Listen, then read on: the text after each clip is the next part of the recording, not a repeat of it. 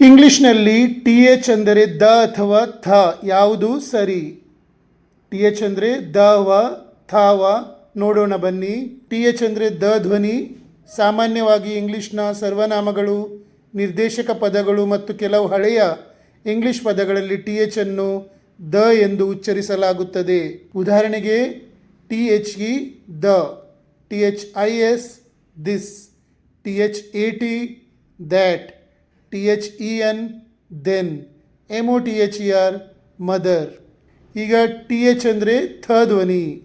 ಸಾಮಾನ್ಯವಾಗಿ ನಾಮಪದಗಳು, ಕ್ರಿಯಾಪದಗಳು ಮತ್ತು ವಿಶೇಷಣಗಳಲ್ಲಿ ಟಿ ಎಚ್ ಬಂದಾಗ ಅದನ್ನು ಥ ಎಂದು ಉಚ್ಚರಿಸಲಾಗುತ್ತದೆ. ಉದಾಹರಣೆಗೆ T H A N K thank, T H I N K think, T H I N thin, P A T H path, B A T H bath.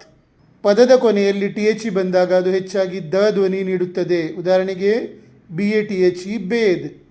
ಪದದ ಕೊನೆಯಲ್ಲಿ ಕೇವಲ ಟಿ ಎಚ್ ಬಂದಾಗ ಅದು ಹೆಚ್ಚಾಗಿ ಥ ಧ್ವನಿ ನೀಡುತ್ತದೆ.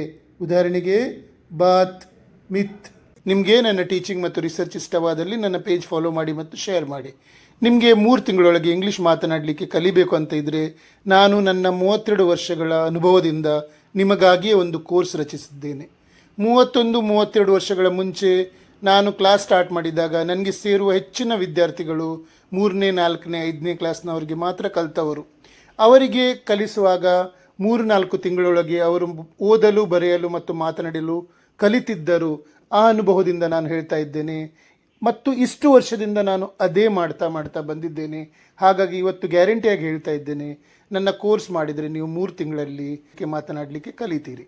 ನನ್ನ ಕೋರ್ಸಿನ ಫೀ ಜಾಸ್ತಿ ಇಲ್ಲ, ಕೇವಲ 899 ರೂಪಾಯಿ, 899 ಓನ್ಲಿ. ಅದನ್ನು ನೀವು ನನ್ನ ನಂಬರಿಗೆ ಕಳಿಸಿದರೆ, ಯಾವಾಗ ಕಳಿಸ್ತೀರೋ ಆವಾಗಿಂದಲೇ ಕ್ಲಾಸ್ ಸ್ಟಾರ್ಟ್ ಮಾಡ್ತೇನೆ. ನನ್ನ ಕೋರ್ಸ್ ಮಾಡಿದ ಮೇಲೆ ನನಗೆ ಭರವಸೆ ಇದೆ, ನಿಮಗೆ ಇಂಗ್ಲೀಷ್ ಮಾತನಾಡುವಾಗ ಆಗುವ ಭಯ, ಅಂಜಿಕೆ ಹೋಗಿ ಆತ್ಮವಿಶ್ವಾಸ ಬರ್ತದೆ ಮತ್ತು ನೀವು ಮಾಡಿದ ವಾಕ್ಯ ಸರಿಯೋ ತಪ್ಪೋ ಅಂತ ನಿಮಗೆ ಗೊತ್ತಾಗ್ತದೆ ಎಂದು.